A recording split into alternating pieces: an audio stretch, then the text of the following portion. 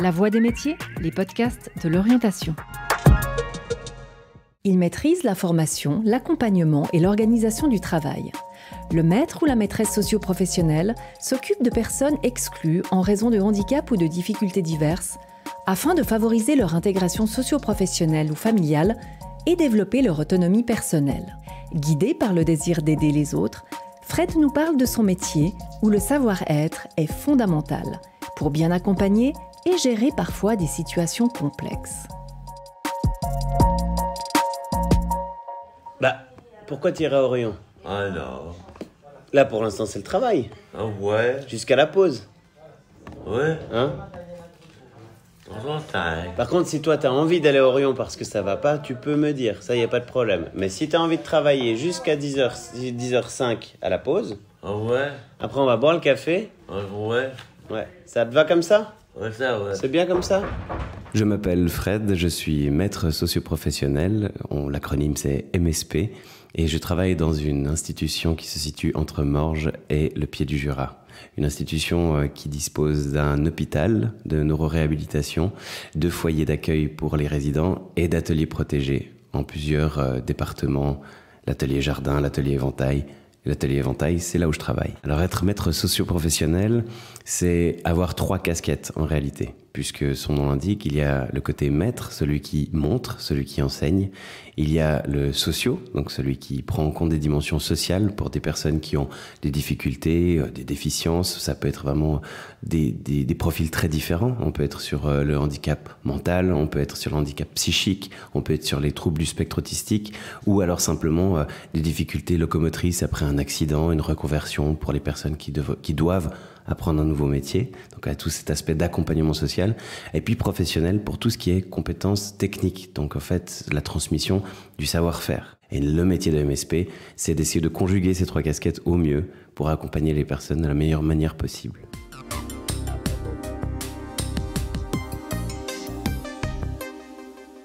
On est le pont entre la rupture avec le monde professionnel pour quelqu'un et sa réhabilitation dans la plupart des contextes de maître socio-professionnel, ou alors on est le pont entre la rupture d'activité, la reprise d'activité, et en fait valoriser le rôle social du travailleur. Ça c'est une notion très importante aussi, valoriser le rôle social du travailleur pour dire, en fait, pour qu'il puisse se dire, ou qu'elle puisse se dire, je suis utile, je sers à quelque chose. Et quand on accueille des personnes qui, en gros, leur vie se résume à l'institution, ou alors quelques sorties en ville, mais qui sont institutionnalisées, et donc leur quotidien c'est l'institution, servir à quelque chose et se rendre utile, même si c'est une demi-heure par jour, c'est quelque chose d'ultra important en fait. Marie? Oui. Je vous donne de la peinture aujourd'hui, ça va pour vous? Oui. Pardon. J'aime Ok. bien, Mais justement, je sais. Alors du coup, Bernard, il a pu choisir. Et donc du coup, ça vous donne la possibilité de faire de la peinture. Mais des collages. Si vous aimez bien ça, c'est tant mieux. Très bien, très bien. Alors, vous pouvez venir ici. Oui. Dans l'institution où je travaille, c'est des ateliers occupationnels à vocation socialisante. Donc là, on sera plutôt sur une population qui sera plus vieillissante ou avec des déficiences qui sont suffisamment conséquentes pour que, en fait, une insertion dans le monde économique libre ne soit pas envisageable. Donc là, en fait, on va travailler sur des activités qui sont soit productives, telles que du pliage, de la mise sous pli, du conditionnement, pour la partie, par exemple, industrielle, et pour la partie artisanale, celle où je travaille, on va être sur la conception de cartes de vœux, de guirlandes lumineuses, de bougies, de savons. Donc en fait, vous tamponnez. Ouais. Et le but, c'est vraiment de tamponner et pas de faire des traits avec. C'est pas d'appuyer et de faire des lancers comme ça. D'accord. Alors comment j'ai choisi ce métier-là? En fait, ça m'est tombé dessus un peu par hasard. Pour la petite anecdote, moi j'avais commencé à être formateur d'adultes, et puis pour simplement étoffer mon expérience de formateur d'adultes, on m'a conseillé de participer en fait à un stage dans le département jardin avec des personnes en situation de handicap, mais avec une déficience légère à modérée, parce qu'il y avait en fait toute la notion de transmission, de gérer une équipe, de pouvoir former des personnes. Et puis en fait, je me suis tout simplement laissé prendre au jeu. J'avais pas du tout d'appétence pour le monde du handicap à la base. Puis après une semaine, j'ai eu une grosse révélation. Parce que tout s'est très très bien passé, j'avais l'impression d'être à la bonne place, j'avais l'impression d'être approprié avec les personnes.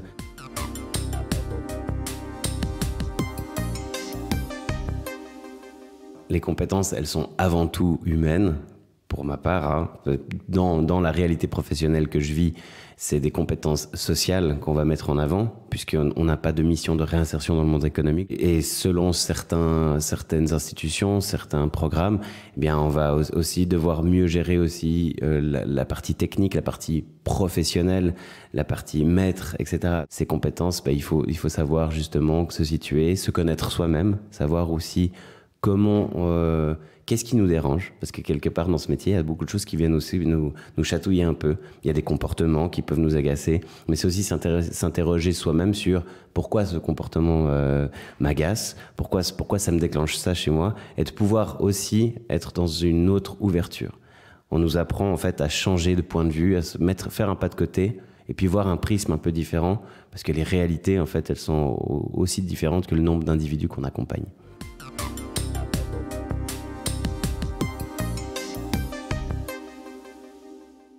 Une journée classique, pour moi, ça va ressembler à venir à l'atelier. Et donc, ce que je vais faire, c'est que tout simplement, je vais prendre connaissance des nouvelles du jour, allumer mon ordinateur, regarder les mails, prendre connaissance des absences éventuelles qu'il y aura sur cet atelier-là aujourd'hui, s'il y a une sortie ou peu importe, prendre connaissance des informations qui viennent d'arriver. Ensuite, je vais préparer les places de travail pour les collaborateurs en atelier. On les appelle comme ça, là où je travaille, c'est des collaborateurs en atelier.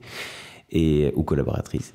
Et donc, du coup, je vais préparer le travail, mais avec toujours la notion de leur laisser le choix. C'est-à-dire que pour chacun d'entre eux, alors, je les connais bien depuis le temps et je connais leur appétence pour certaines activités. Certains, je vais pouvoir leur proposer une activité et ça leur conviendra très bien.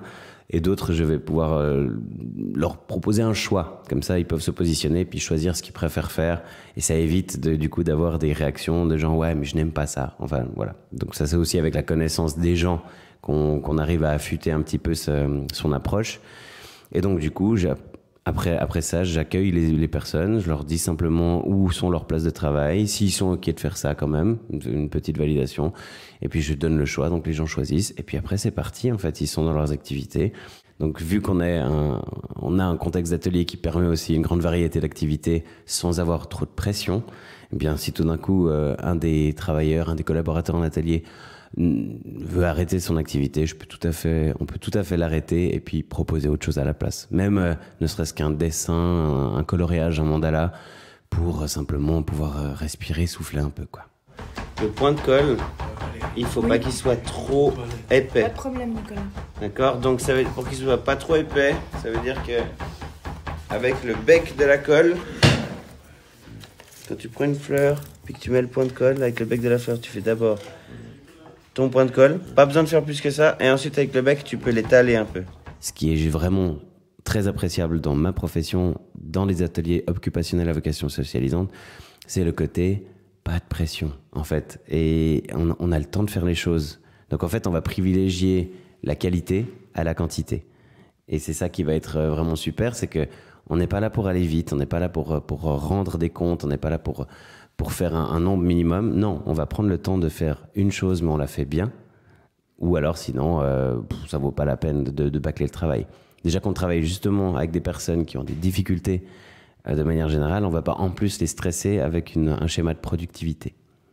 Alors, ça c'est dans le discours que je suis en train de vous dire maintenant, mais on a des réalités où même les ateliers occupationnels à vocation socialisante peuvent être stressés, avec les fêtes de Noël par exemple, avec les marchés où on doit produire.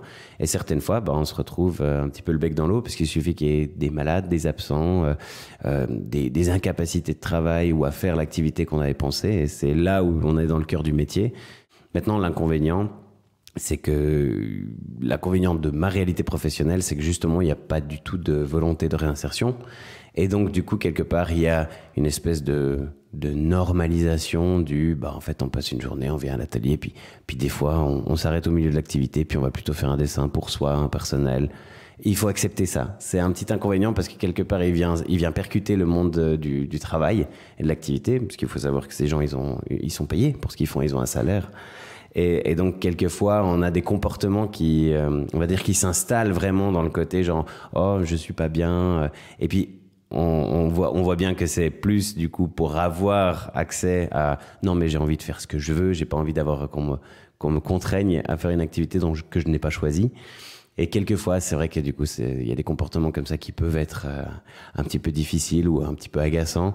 Et puis, il y a aussi les synergies et les échanges entre eux qui peuvent très vite partir. On est comme dans le monde de la déficience, du handicap. Et il y a des choses qui peuvent être interprétées de manière vraiment complètement folle, à savoir une réaction très vive sur un petit mot, une petite remarque, mais qui était en fait un trait d'humour, mais qui n'a pas été compris parce que l'autre n'a pas de second degré. Puis du coup, après, on se met à gérer des conflits, alors qu'on pouvait tous passer une bonne journée tranquille.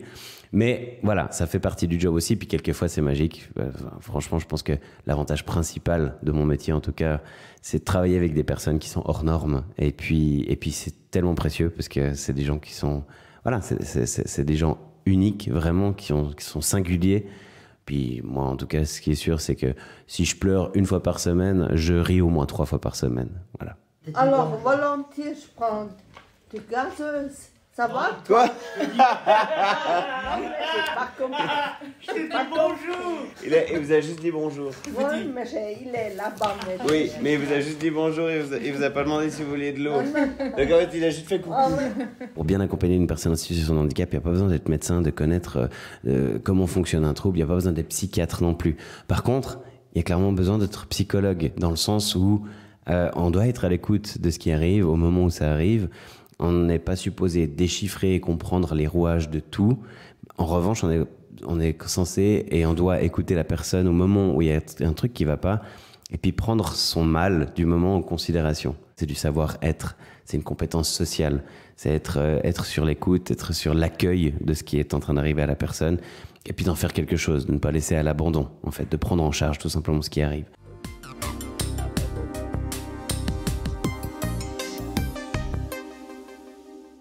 Oh, le cliché, c'est maître socio-professionnel. Le cliché, c'est qu'en gros, alors, on boit du café toute la journée, mais encore plus que les éducateurs. Ce qui est vrai, hein, moi je bois énormément de café, mais ça ne m'empêche pas de faire bien mon travail, je crois. Mais le cliché, c'est on donne du boulot, puis après on est assis toute la journée, et puis on fait rien. Et en fait, ce qui est rigolo, c'est que c'est un cliché, mais qui, quelque part, pointe un idéal. C'est-à-dire que, un peu comme les métiers humanitaires, l'idéal, c'est qu'on ne soit pas là. L'idéal, c'est que les gens puissent arriver à l'atelier, prendre leurs activités eux-mêmes, s'investir eux-mêmes de la mission, de savoir ce qu'ils ont à faire, de savoir de quoi ils ont besoin pour pouvoir faire, et que nous, on disparaisse. L'idéal, c'est ça. Donc en fait, derrière ce cliché, il y a une forme de vœu pieux, de se dire, en fait, moins je suis là, plus j'ai réussi ma mission. Je dirais, pour conclure, si je dois encourager un jeune à faire ça, c'est, va accompagner des gens à être en fait simplement heureux dans leur vie, dans ce qu'ils font, et rend-les fiers d'être utiles à leur mission. Voilà. Si vous souhaitez faire découvrir cet entretien, n'hésitez pas à le partager. Merci d'avoir écouté La Voix des métiers, un podcast produit par l'Office d'orientation scolaire et professionnelle de l'État de Vaud. Vous pouvez retrouver tous les épisodes sur le site zoom-vd.ch et sur les différentes plateformes de streaming.